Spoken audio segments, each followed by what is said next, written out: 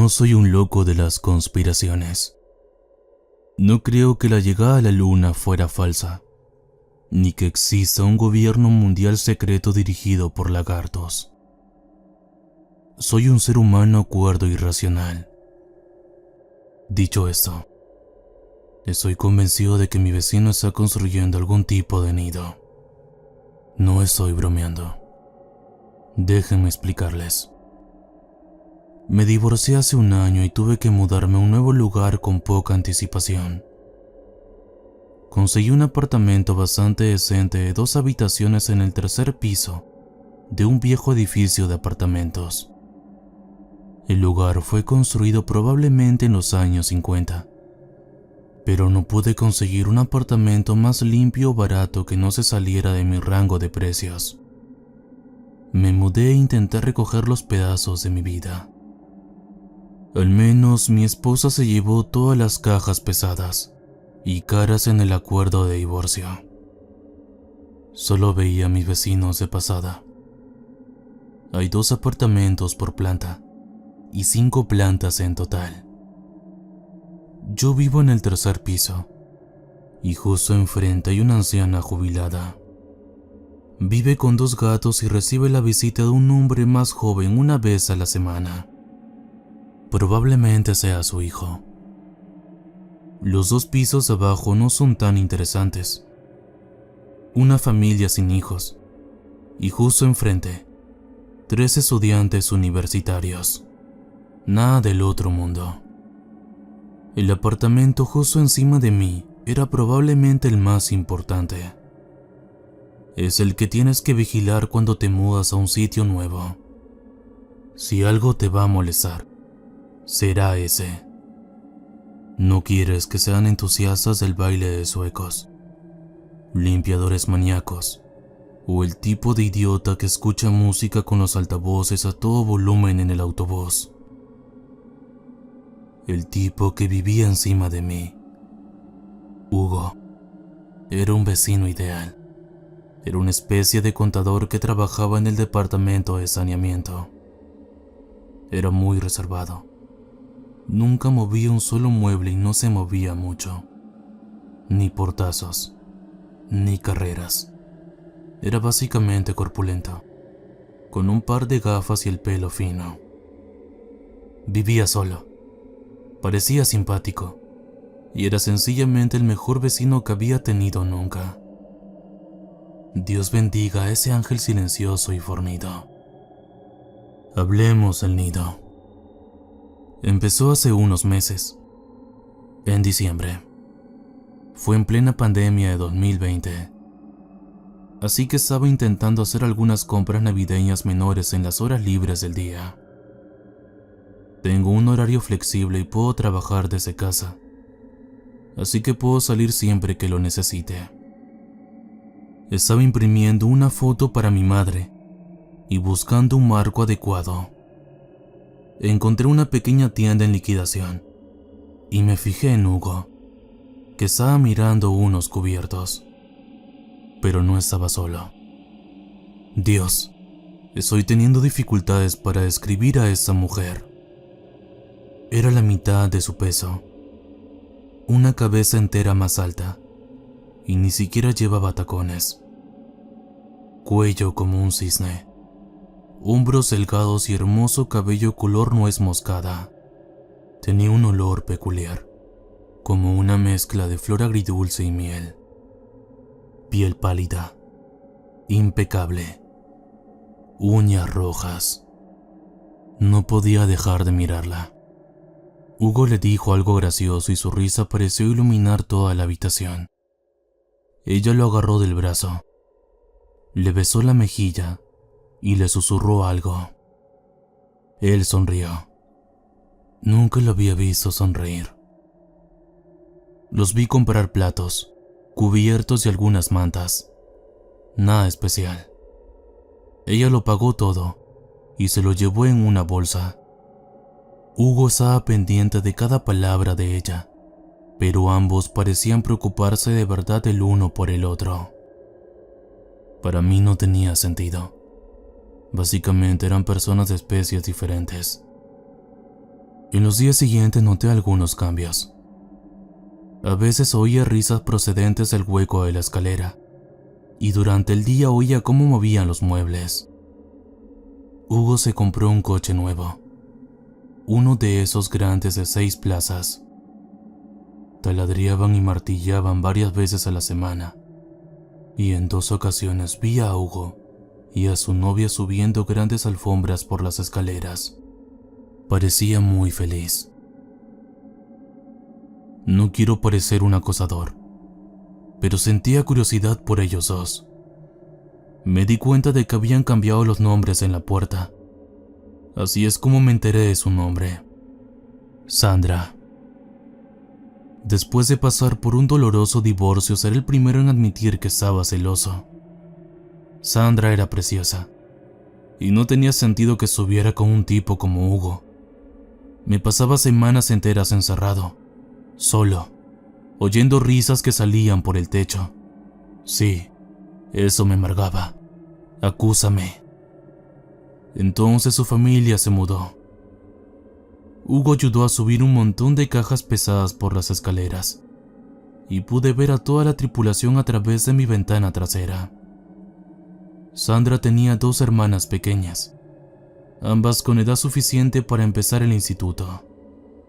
También estaba su padre, que aparentaba unos 60 años.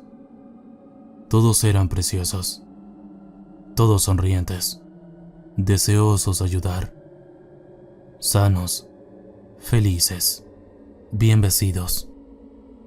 Te podías enamorar de cualquiera de ellos con solo una foto. Era extraño que tantos de ellos se mudaran a un apartamento tan pequeño, pero había visto cosas más raras.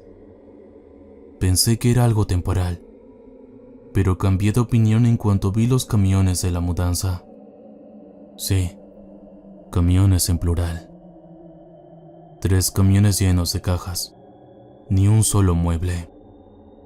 Hugo parecía agotado subiendo y bajando las pesadas cajas por varios tramos de escaleras. Sandra no parecía molesta en absoluto. Lo sé, mirarlos así era espeluznante. Estaba dolorosamente soltero y, sobre todo, aburrido. Cuando diciembre se convirtió en enero, toda la familia se había instalado bastante bien. Seguían siendo vecinos decentes.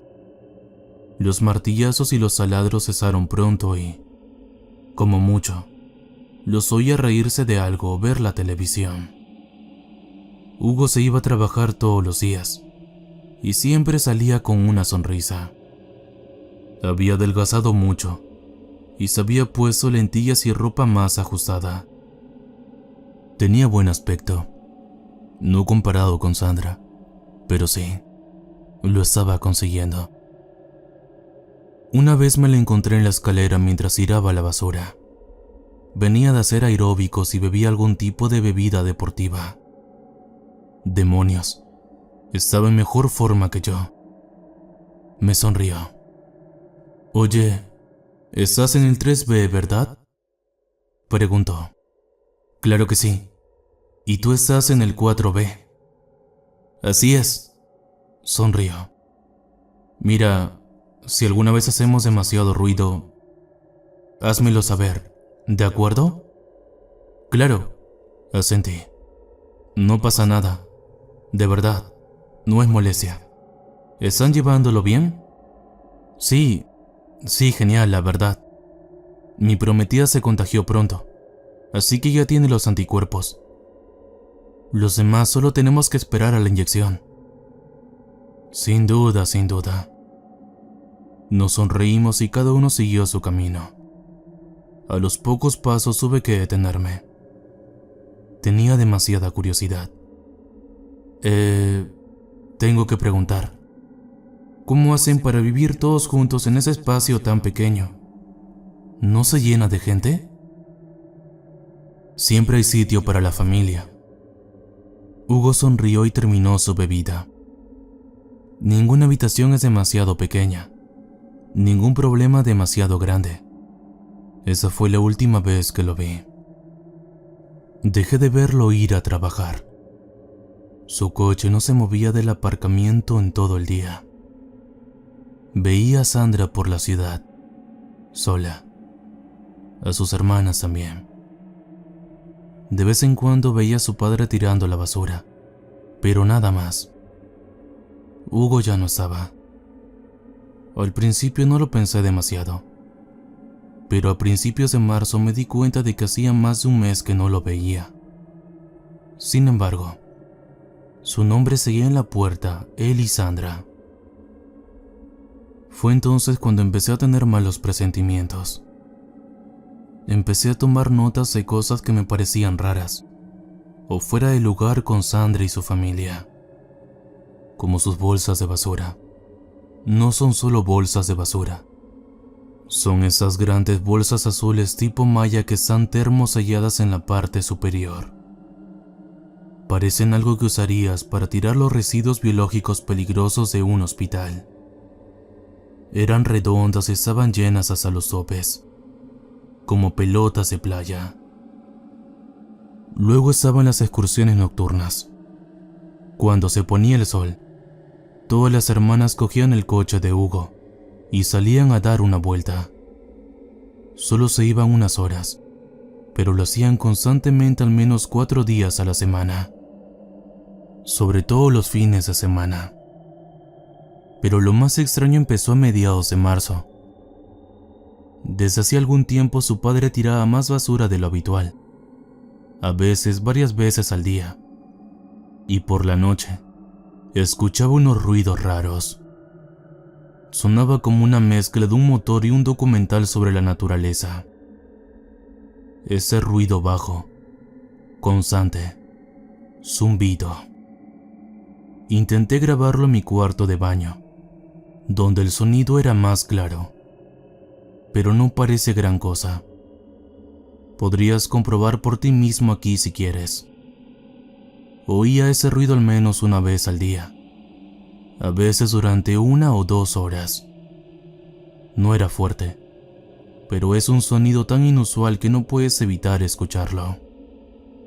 La cosa fue en aumento. A veces los veía volver de su viaje con bolsas de lona llenas de algo.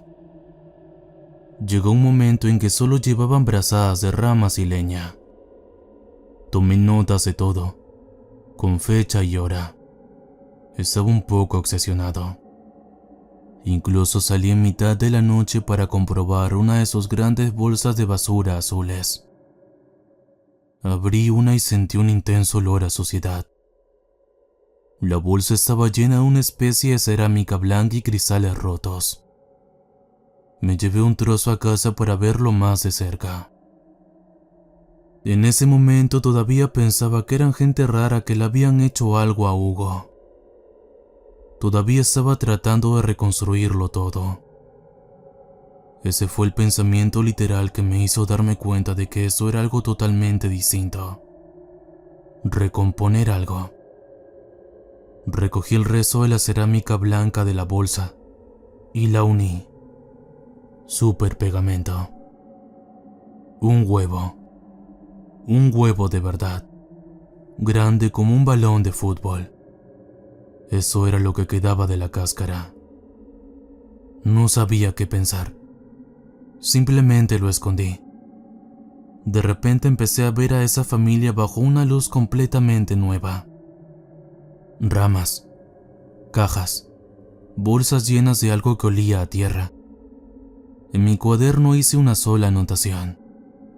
Están anidando.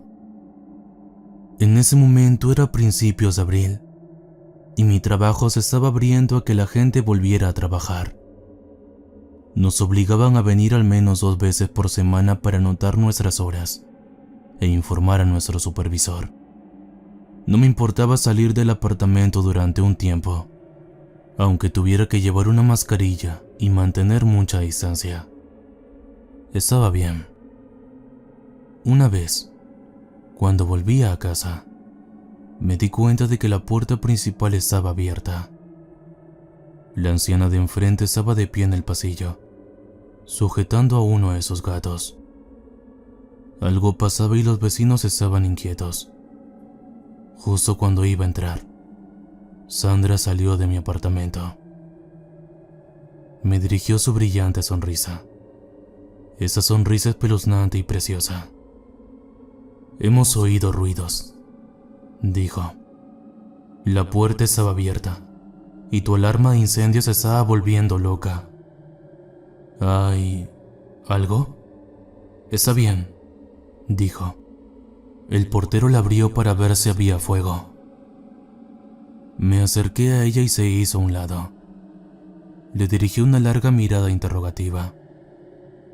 Las alarmas de incendio no se encienden solas, le dije. ¿Dónde está el portero? Ha recibido una llamada, dijo la señora del otro lado del pasillo. Parecía disgustado. Sí, asintió Sandra. Parece serio. Siento que estuvieran preocupadas, dije. Pero por favor, respete mi intimidad.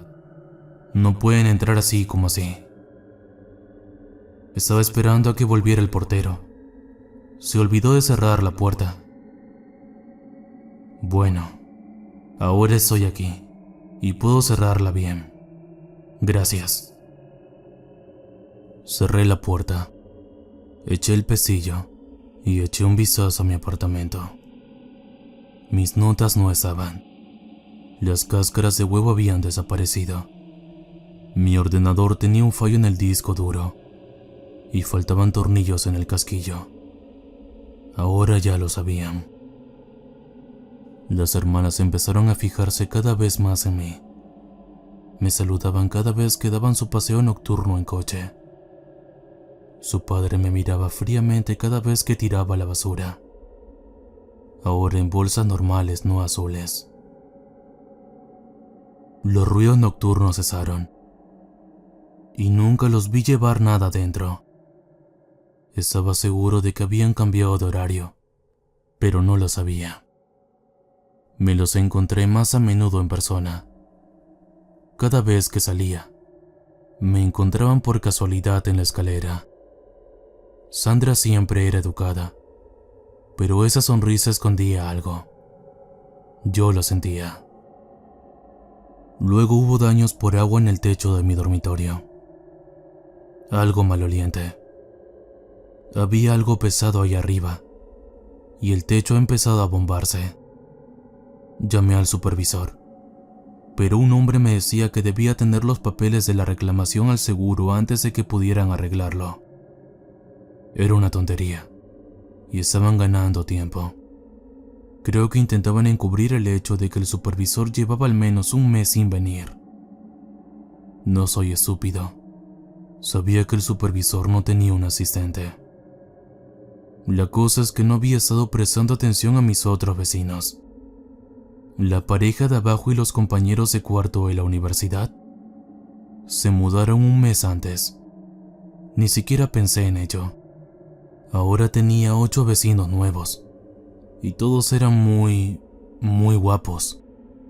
6 mujeres, 2 hombres, todos veinteañeros y guapísimos. Ahora todo el complejo de apartamentos estaba lleno de ellos. Ese extraño sonido que solía oír parecía venir de todas partes por la noche. Ya ni siquiera lo ocultaban. Simplemente llevaban todo tipo de basura extraña a sus apartamentos. Ramas, leña, plástico, bolsa tras bolsa de fertilizante y tierra para plantar. La semana pasada vinieron más camiones de mudanzas. Todo el mundo salía para ayudar a nuestros nuevos, hermosos vecinos a llevar sus cosas dentro. Me sentí atrapado en mi propio apartamento y decidí, de una vez por todas, marcharme. Cuando entré en el hueco de la escalera, vi que 8 personas me miraban desde todas partes. Estaban en los pisos de arriba, de abajo, incluso enfrente. Sí, parece que la anciana con los gatos también se mudó. Entonces gritaron. Todos gritaron, al unísono. Eran como animales tratando de ahuyentar a un depredador. Podía oír cajas cayendo y pasos acercándose. Me entró el pánico. Los miré y eché a correr. Había bocas abiertas gritando, pies corriendo, ojos grandes y oscuros, como gatos a punto de abalanzarse sobre un ratón. Salí por la escalera de incendios atrás. Corrí, me torcí el tobillo y me metí en el coche. Simplemente conduje. Algo golpeó mi parabrisas trasero, pero me escapé. Y ahora estoy aquí, paseando sobre ello. No estoy seguro de que deba investigar eso. Solo quiero alejarme lo más posible. No creo estar a salvo todavía. Me estoy quedando con mi hermano. Y justo el otro día me dijo que había una hermosa joven preguntando por mí, mientras estaba en el supermercado. Reddit. No sé qué es eso ni qué están haciendo. Todo lo que sé es que están anidando y la gente está desapareciendo. Dios, no puedo sacarme ese ruido de la cabeza. Ese grito. Esas caras.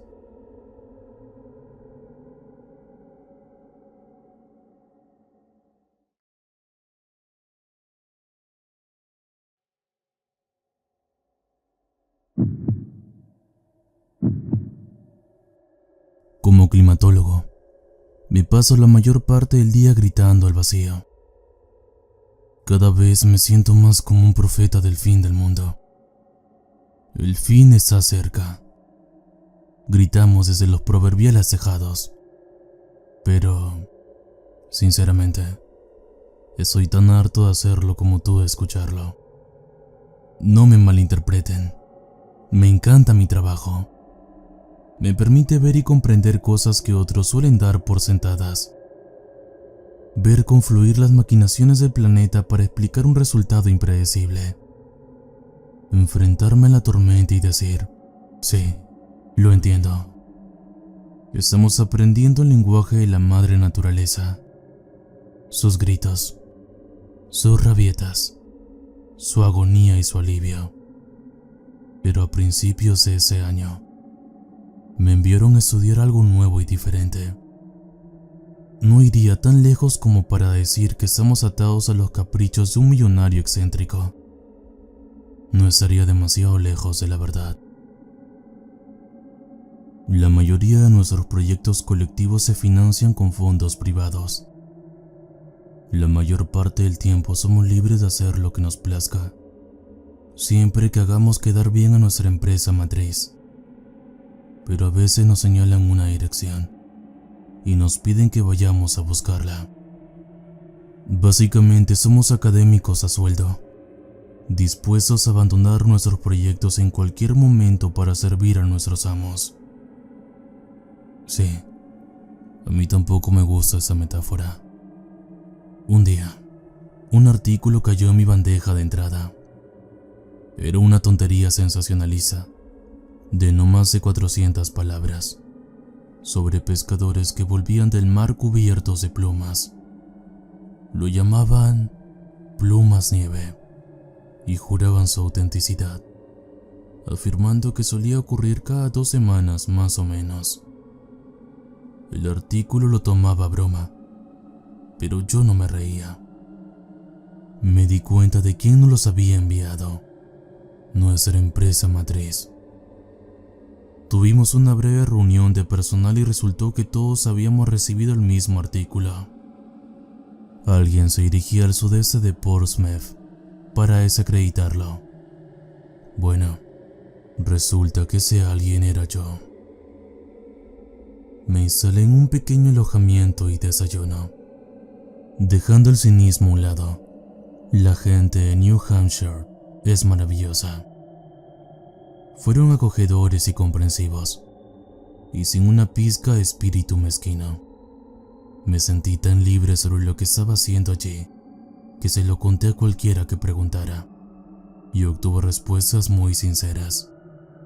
Al parecer, el plumas nieve era un fenómeno conocido que se remontaba a los años 80. Hoy en día era más frecuente, pero ya había artículos que hablaban de lo mismo. Los pescadores que habían quedado atrapados no eran de la zona y habían llamado a la prensa. De ahí salió el artículo que vimos. Los lugareños lo sabían mejor. Esas cosas pasaban de vez en cuando. Una vez que llegué a hablar con el pescador local, se hizo evidente que la nevada de plumas era una cosa real, muy real. Planearon a su alrededor y lo evitaron cuando pudieron. Recogían las redes antes de tiempo y cambiaban la posición de los barcos para evitarla. 4 familias de pescadores me enseñaron las plumas de las caídas anteriores que habían guardado en frascos y me permitieron llevarme algunas a casa para examinarlas. Me di cuenta de que se trataba de personas reales, con consecuencias reales. No era una tontería sensacionalista. Envié las plumas para que las examinaran algunos de mis colegas. Los resultados llegaron en un par de días. 4 tipos diferentes de gaviotas: Dorsi negra, reidora, maulladora y de Franklin, y un par de gaviotines de Forster, aves costeras bastante comunes en New Hampshire. No eran plumas de pato falsas guardadas en un tarro por diversión. Eran plumas reales. ¿Por qué caen del cielo con tanta frecuencia? Conseguí contactar con un capitán dispuesto a llevarme al mar en la próxima nevada de plumas. El capitán William Morrow y su hijo Robert. También tenían 2 pescadores que trabajaban para ellos, pero no había necesidad de llevarlos solo para presenciar la nevada de plumas. En cambio, nosotros 3 íbamos solos. Yo llevaba todo tipo de equipo. Iba a medirlo todo, desde la densidad de las nubes hasta la humedad y el maldito radón. Traje todo lo que pude. Antes de salir de mi habitación, también me traje mis dichosos prismáticos. Pocas cosas pueden ser tan valiosas como ver algo de cerca con tus propios ojos, y estos prismáticos llevaban conmigo mucho tiempo. Diablos. Una vez me ayudaron a detectar el punto de origen de un tornado. Era domingo por la tarde cuando levantamos el ancla y nos adentramos en el mar. No demasiado lejos, pero lo suficiente como para que la cosa empezara a parecer un hilo. Volví a comprobar mi equipo y Willard estaba haciendo lo mismo. Su embarcación estaba aprobada, pero toda la electrónica no tenía más de un par de años. Justo cuando me aseguraba de captarlo todo, él se aseguraba de que volviéramos a tierra. Su hijo, Robert, pasaba la mayor parte del tiempo enviando mensajes de texto y contando los minutos. La nevada de plumas no era algo nuevo y emocionante para esa gente. Hacia las 6 de la tarde vimos las primeras señales. Se estaban acumulando nubes, pero eran finas y blancas. Cuando llueve, las nubes se vuelven negras. Eran los clásicos cirros, algo que no se asocia con el mal tiempo o las tormentas. Vientos fuertes tal vez. Estaba comprobando 3 veces mi equipo cuando Robert asomó la cabeza por la ventana de la cabina. Señaló justo al lado del barco. ¿Ves? Ahí hay una. Tenía razón. Allí había una pluma. ¿Cómo no me había dado cuenta? Entonces la vi. Millones de plumas, cayendo al unísono. Una manta, extendida por kilómetros, cayendo por el aire, con solo un par de metros de distancia entre ellas. Plumas blancas, tocando tranquilamente el océano. Algunas cayeron sobre mí, y el barco se cubrió de ellas. Robert suspiró. Probablemente iba a tener que lavar la cubierta con una manguera cuando volviéramos a tierra. Ahí está, dijo Willard. Como un reloj. Plumas nieve. ¿Qué te parece? Ni idea, dije, sacudiendo la cabeza. ¿Cómo puede ser? ¿Cada 2 semanas? ¿Ahora nos crees? ¿Ya no estamos contando historias? Atrapando una pluma entre los dedos, me quedé mirando con incredulidad. Claro que había pensado que mentían. Lo había pensado durante días. Pero eso era real. Era algo que podía tener en la mano. Willard se echó a reír. Cuando volví a mi habitación, empecé a intentar dar sentido a los datos. No había aumentado la humedad. Era como si un segundo no hubiera nada y luego hubiera plumas. Normalmente podía saber por las lecturas del equipo cuando pasaba algo, pero no había ningún punto de corte. No había un solo punto en el que pudiera decir: mira, aquí es donde empezaron a caer las plumas. No había nada de eso. Cayeron, y eso fue todo, y punto. Hablé con mi jefe sobre ello, explicándole que básicamente no teníamos nada con lo que seguir. No le importó. O hacía algo con esto, o no lo hacía. Podía desacreditarlo o explicarlo. No había término medio. Ahora que lo había visto y había hecho fotos, ya no había dudas. Era auténtico, pero extraño. Esa era la mejor manera de describirlo. Raro. Pasé un par de días inventándome un nuevo plan. Pasé las noches en el pub local viendo el fútbol. Vamos, Wildcats, supongo.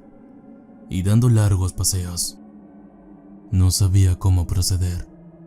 No hay reglas para ese tipo de cosas.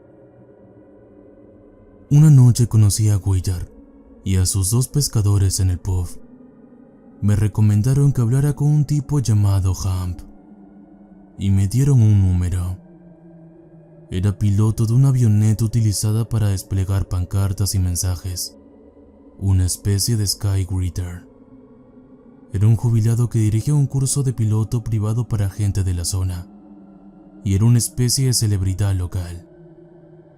Deberías ver lo que pasa en las nubes, sugirió Willard.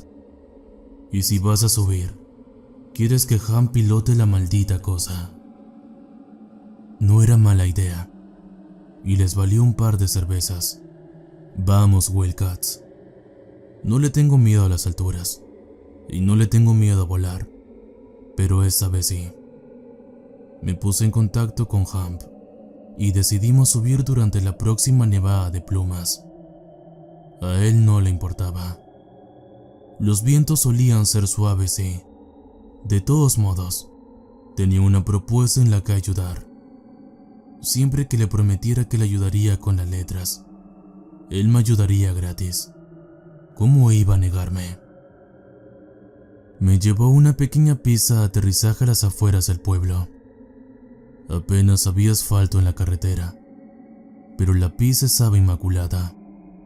Era propiedad privada y Ham la cuidaba mucho. Cuando llegué, estaba limpiando el avión con una manguera.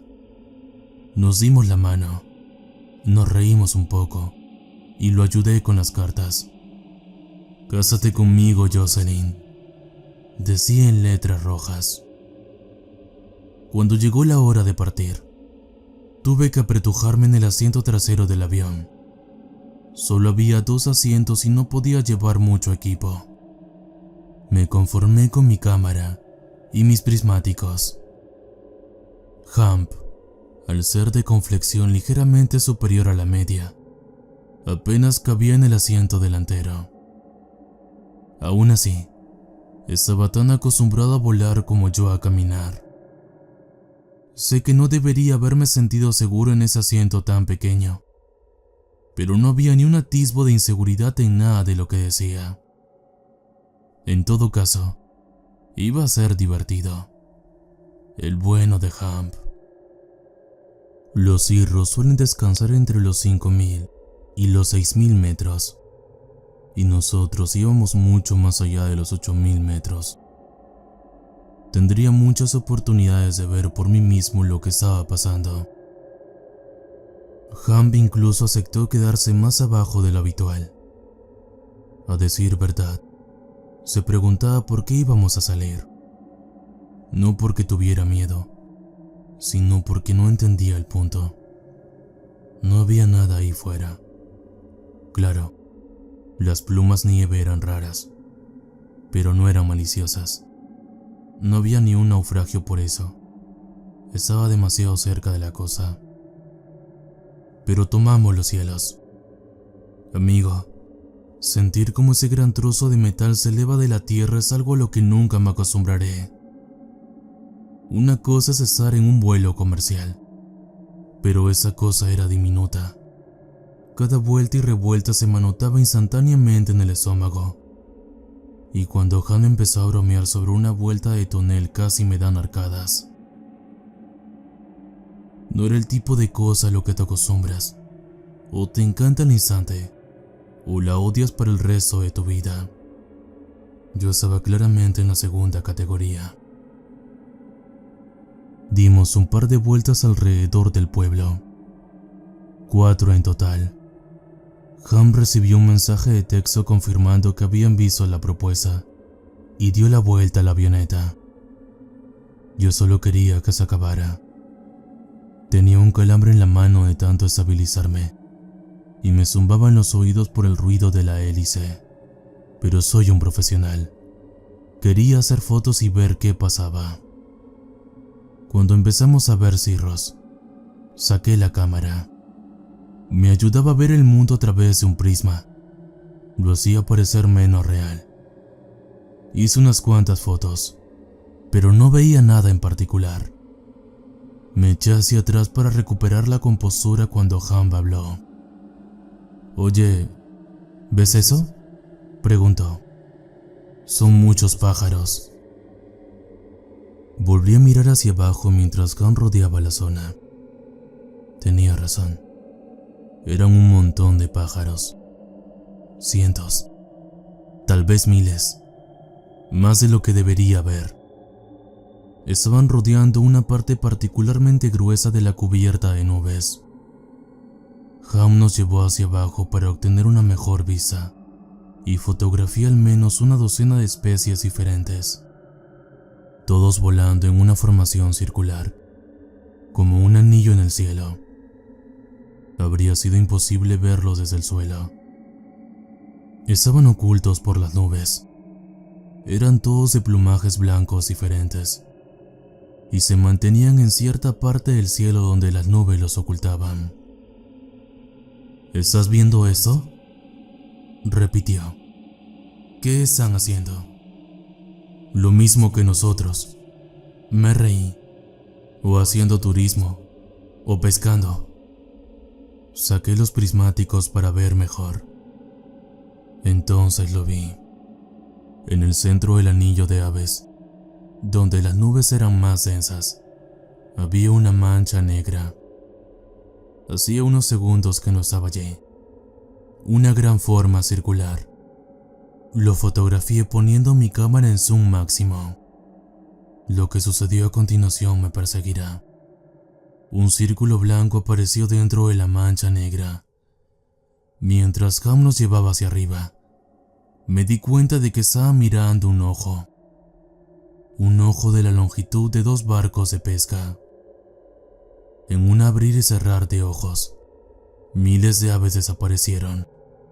Sus cuerpos habían ido, dejando solo plumas detrás. Plumas que descendían lentamente, como la nieve. Entonces el ojo volvió su atención hacia nosotros. Pude ver una tenue silueta entre las nubes, como un brillante pez plano celeste demasiado grande para comprenderlo. Empecé a hiperventilar, enterrando la cabeza entre las rodillas. Me miré a mí mismo en lugar de mirar por la ventana. Golpeé el respaldo del asiento de Ham, balbuceando que nos llevara lejos. No ocurrió nada. Me obligué a mirar hacia arriba, solo para ver el asiento delantero vacío. No quedaba nada más que la ropa de Ham, mientras la avioneta empezaba a girar, rápido. Lo que sucedió a continuación fueron los segundos de más pánico de mi vida. Tratando de entender lo que había visto, tratando de tirar del control de vuelo hacia arriba, intentando soltarme y subir al asiento delantero, todo mientras caía en picado hacia el océano abierto. Me senté sobre la ropa de abrigo de Ham, mientras el océano se abalanzaba sobre mí. No sé cómo sobreviví. El accidente fue devastador. Recuerdo que salí arrastrándome de entre los restos del naufragio, cortado por el metal caliente, apoyado en un salvavidas. Sentía un frío intenso, seguido de un calor agradable. Vomité al menos 3 veces y me desmayé justo cuando algo me iluminó la cara. Desperté 2 días después en un hospital. El accidente fue una gran noticia local, pero solo eso. Ninguna mención de ojos en el cielo. No hay menciones de la nevada de plumas. No. Aparentemente Hamp era un alcohólico conocido que hacía vuelos turísticos sin licencia. Mi nombre no apareció en los artículos, pero sí se menciona a un snoot rico, implícitamente, que se llevó su merecido. No he vuelto a ese entonces, y mi fisioterapia avanza más despacio de lo que debería. Tengo la sensación de que esa cosa sigue ahí fuera, buscándome. Me ha visto y ahora quiere saber a dónde fui. Quiere hacer algo conmigo, con todo mi ser, no solo con mi cuerpo. Quiere llevarme lejos, sin dejar nada más que una cáscara detrás. Mis plumas, por así decirlo. No ha habido más informes de plumas nieve fuera de la costa sureste de Portsmouth. Al parecer, se detuvo después de que Ham desapareció. Pero anoche, mientras luchaba por dormir, lo vi, claro como el día. Una sola pluma blanca bailando hacia el suelo. Creo que es aquí.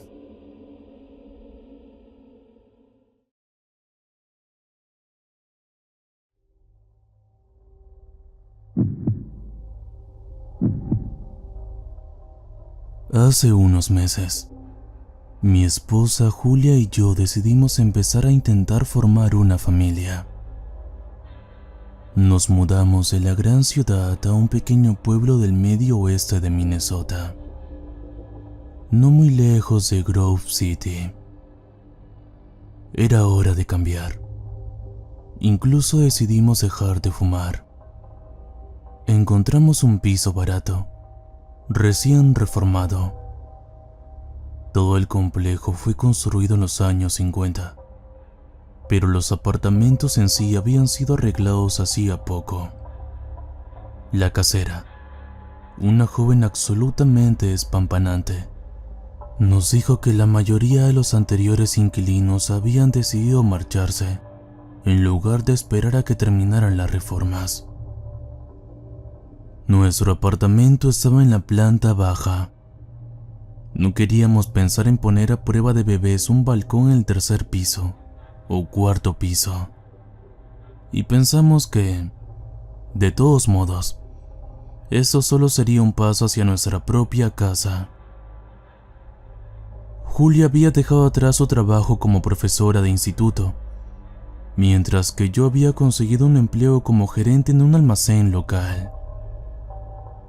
Yo ya había trabajado como gerente en la misma empresa, así que solo era cuestión de encontrar un traslado adecuado.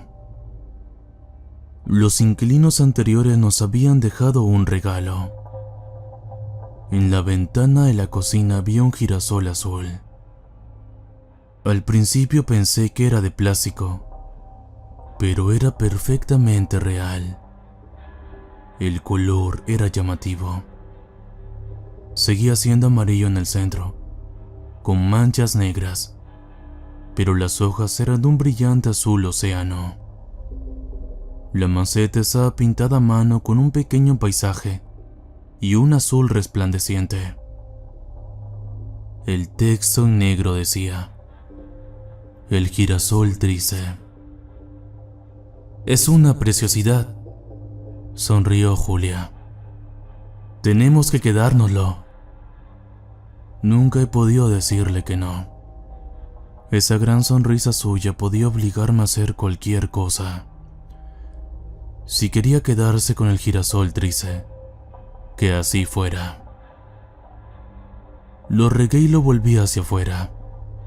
Por extraño que parezca, había estado inclinado hacia adentro, hacia el apartamento. Creía que los girasoles seguían al sol. A Julia le encantó. Ya tenía un buen presentimiento sobre ese lugar. Yo aún no estaba convencido, pero supuse que era el síndrome de abstinencia de la nicotina.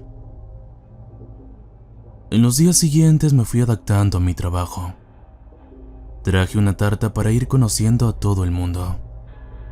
Su anterior gerente tuvo problemas personales y se marchó de repente de la ciudad. Así que era urgente que alguien ocupara su puesto.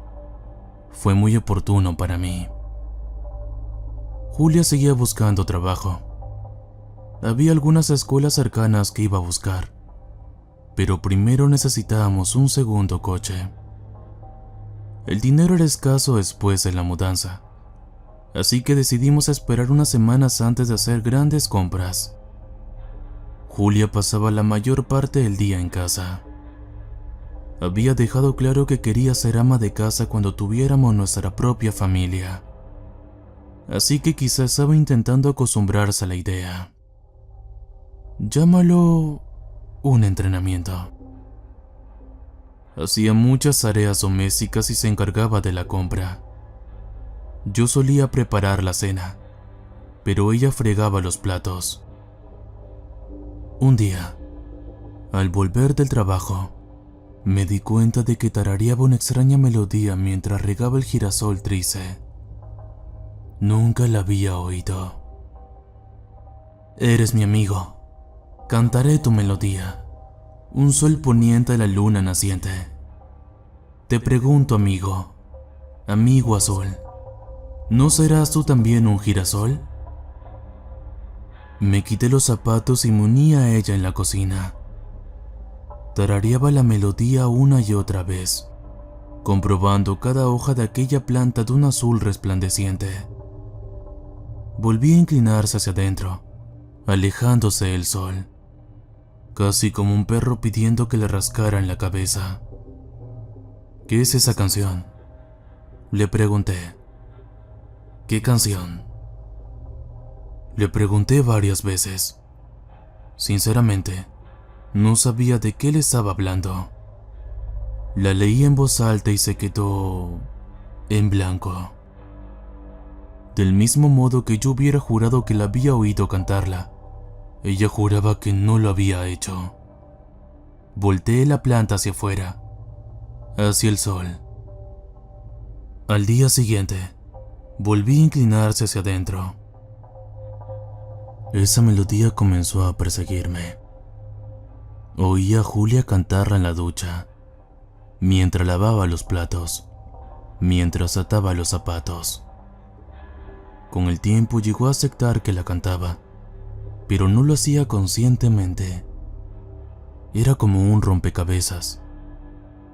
La habré oído en alguna parte, decía, una especie de canción infantil. No podía culparla por tener su mente ocupada con cosas de niños. Era prácticamente de lo único que hablábamos.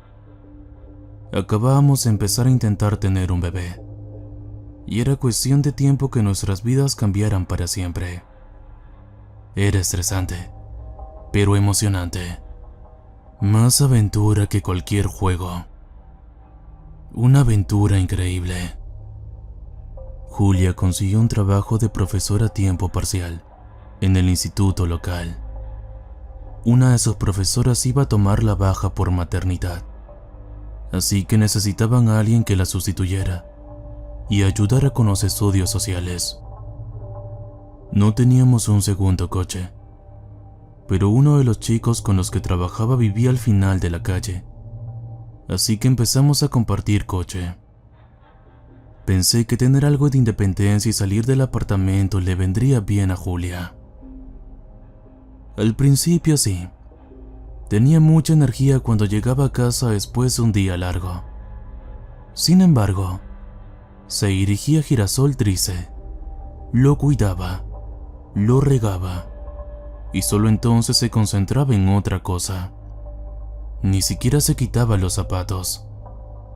Esa planta era, con diferencia, su cosa favorita del mundo. Honestamente, no lo entendía. Todavía tarareaba esa melodía. Eres mi amigo, cantaré tu melodía. Un sol poniente a la luna naciente. Una vez volví a casa temprano, solo para notar que el girasol había desaparecido. Julia no estaba en casa después del trabajo, y la cosa había desaparecido. Más tarde, cuando Julia llegó a casa, todo cobró sentido. Llevaba esa cosa bajo el brazo mientras entraba por la puerta. Era casi como alguien sosteniendo a un bebé. Tenía una bolsa de supermercado balanceándose debajo. Seré el primero en admitir que no lo manejé muy bien. ¿Lo llevas al trabajo?, la acusé. ¿Qué te pasa? No es nada. Julia suspiró. Es como tener una manta de seguridad. No significa nada. Entonces tíralo. Me miró incrédula. Di un paso adelante para ayudarla con la compra y retrocedió. Tenía los ojos dilatados y parecía estar al borde de una reacción de lucha o huida. Me detuve. ¿Qué demonios? No te atrevas, me respondió. No te atrevas. Después de eso, Julia durmió en el sofá un par de noches. Fue idea suya, no mía. Me lanzaba largas miradas acusadoras desde el otro lado de la habitación, cada vez que me encontraba en la línea de visión de esa maldita planta. Todavía estaba mirando hacia adentro.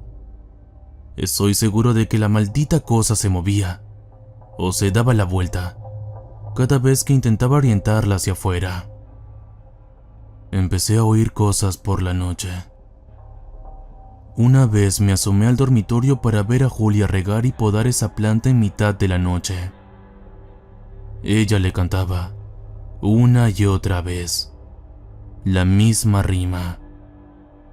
A la luz de la luna, parecía que ni siquiera pestañeaba. 2:30 de la madrugada, y allí estaba ella acariciando las hojas. También había otras cosas. Suciedad maloliente en la papelera. Semillas de girasol azul oscuro esparcidas por el baño. No sabía qué pensar, pero Julia y yo ya no nos hablábamos. Sin embargo, ella no tenía ningún problema en hablar con esa planta. Te pregunto, amigo azul, ¿no serás tú también un girasol? Todo llegó a un punto de ignición ese día cuando Julia no volvió a casa del trabajo. Por supuesto, se había llevado esa planta. Intenté llamarla, pero no contestó. A las 7 de la tarde, estaba muy preocupado. Llamé a la escuela donde trabajaba, pero estaba cerrada. En su lugar, llamé a su compañera de trabajo, la señorita Marriott. Soy Clara, contestó. Hola, llamo por Julia. Soy su esposo. Le dije. Perdona por llamarte así. No, está bien. ¿Va todo bien? Cuando Julia fue a trabajar, ¿parecía estar bien? ¿Hizo algo inusual? No te entiendo. Bueno, por ejemplo, trajo... No, lo siento, quise decir. ¿Qué quieres decir con que fue a trabajar? Aparentemente, Julia había dejado su trabajo temporal hacía una semana. Me apresuré a llegar a mi compañero de trabajo y le pedí prestado su coche. No le molestó, e incluso me preguntó si había algo que pudiera hacer para ayudar. No sabía ni por dónde empezar, así que le di las gracias y me fui. Conduje por la ciudad durante horas, comprobando cada tienda abierta, cada callejón, cada carretera secundaria. Finalmente, paré a cargar gasolina. Cuando entré para pagar y tomar un refresco, me percaté de que la dependienta tarareaba una melodía.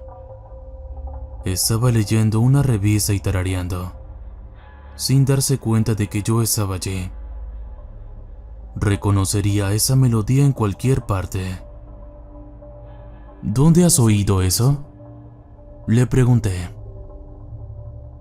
Me miró como si se hubiera despertado de una siesta. No tenía ni idea de lo que estaba hablando. Pagué y me fui, pensando que Julia había estado allí. Estaba cerca. Había un pequeño camino de tierra no muy lejos de la gasolinera que llevaba a un lago de pesca. Allí solo se podía pescar lobina, pero era un sitio estupendo para hacer una barbacoa.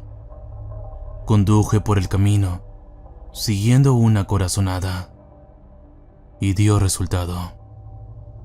Pocos minutos después vi nuestro coche a un lado de la carretera. La puerta seguía abierta. Las luces parpadeaban. Estaba plagado de mosquitos. Aparqué junto a él y saqué una linterna. Había un pequeño sendero por el bosque que conducía a un claro junto al lago. Era el único lugar al que podía haber ido, a menos que fuera sin pensar en direcciones aleatorias. No tuve que ir muy lejos para oírla.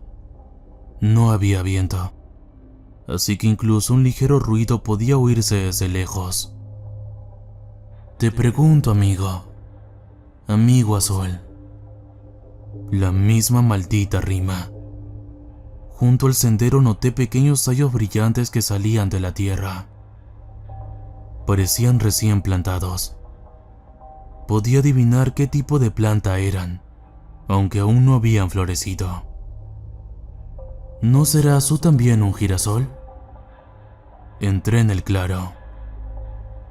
Apenas podía verlos a todos con aquel pequeño cono de luz. Había cientos de ellos, repartidos en un círculo. En el centro estaba Julia, recitando su rima una y otra vez. Se había quitado la ropa y pude ver los mosquitos que la acosaban. No parecía molestarle. La melodía de su canción había desaparecido. Ahora era un mantra. Estaba de espaldas a mí, con las manos delante, como una taza. De repente, tosió con fuerza y se inclinó hacia adelante. Di unos pasos y me detuve. Todos los girasoles se giraron hacia mí. Las hojas azules vibraban, como serpientes de cascabel. Julia se dio la vuelta. Las semillas de girasol goteaban de su boca. En sus manos ahuecadas sostenía el mismo tipo de suciedad de alquitrán maloliente que yo había encontrado en la papelera. Tenía los ojos azules. Tenía los dientes manchados de negro. Eres mi amigo. Cantaré tu canción. Las semillas de girasol seguían cayendo del borde de su boca. Tosía. Casi se ahogaba. Estaba constantemente al borde de inhalar las semillas en sus pulmones. Su voz se quebraba y le costaba cantar. Aún así, sonreía. La misma sonrisa que me hacía hacer cualquier cosa. De sol poniente a la luna creciente. Las flores se giraron hacia ella, vibrando. pequeñas hojas aplaudiendo en agradecimiento. No sabía qué hacer. Estaba horrorizado. Estaba enfadado. Estaba desesperado. Me quedé paralizado. Julia se acercó a mí, sosteniendo una gran semilla entre sus labios. Me cogió las manos y se inclinó hacia adelante para besarme. Nunca había olido algo tan pútrido en mi vida. Creo que eso fue lo que me sacó de mis casillas. Fue la única vez que rechacé un beso suyo. No estoy orgulloso de lo que pasó después, pero no tuve elección. Agarré a Julia y me la eché al hombro. Ella protestó salvajemente, arañándome y golpeándome. Tuvo que parar una y otra vez para vomitar más semillas y tierra. Ignoré las heridas que tenía en el cuello y el cuero cabelludo, y seguí llevándola. La encerré en el asiento trasero del coche y activé el seguro para niños. Cuando cerré las puertas, se puso histérica, gritando y agitándose en el asiento trasero como una niña poseída. Cogí un bidón de mi coche. Estaba medio lleno. Era suficiente. Dejé de fumar el día que nos mudamos a nuestro nuevo apartamento, pero aún tenía mi mechero. Cuando volví a salir al claro, oí que algo se movía. Lo ignoré. Eché hasta la última gota de gasolina que tenía y prendí fuego a todo el campo. Me quedé con el mechero. Mientras me alejaba, podía oír cosas estallando en la hierba. Hojas azules que se convertían en cenizas. Y en algún lugar había pequeños gritos. Pequeños y brillantes gritos. Algo se quemó vivo en ese campo, y no quiero pensar lo que podría haber sido. Sonaba humano. Raro, pero humano. Julia se recuperó en un par de días. Los médicos pensaron que había comido semillas de girasol y que contenían algún tipo de veneno. El médico no pudo encontrar nada normal en sus niveles sanguíneos, y tras un par de días de reposo volvió a ser la de antes. Sus ojos habían recuperado su color marrón habitual, y su sonrisa era tan genuina como siempre. Lamentaba todos los problemas que había causado, y le costaba recordar lo que había pasado. Para ella todo había sido un mal sueño. Desde entonces estamos embarazados. Con el paso de los meses, hemos reforzado el apartamento, pero ya estamos pensando en mudarnos a una casa. Julia volvió a su trabajo como interina, y puede que busque una prórroga al final del curso. Es bastante popular. Estamos pensando en el nombre Dani como Y para un niño, o Dani con I para una niña. Aún no estamos seguros. Solo hay una cosa que todavía me preocupa: las ecografías. Julia se ha estado haciendo las ecografías mientras estoy en el trabajo, pero me ha enseñado todas las imágenes. Parecen perfectamente bien, pero en la última había algo que no cuadraba. En la esquina de la foto la fecha era de hace 5 años. Sospecho que no me enseña las ecografías reales, o que no se las hizo. No sé qué puede estar ocultando. Y a veces, por la noche, la oigo tararear la misma maldita melodía. Eres mi amigo, cantaré tu melodía. Un sol poniente a la luna naciente. Te pregunto, amigo azul, ¿no serás un girasol también?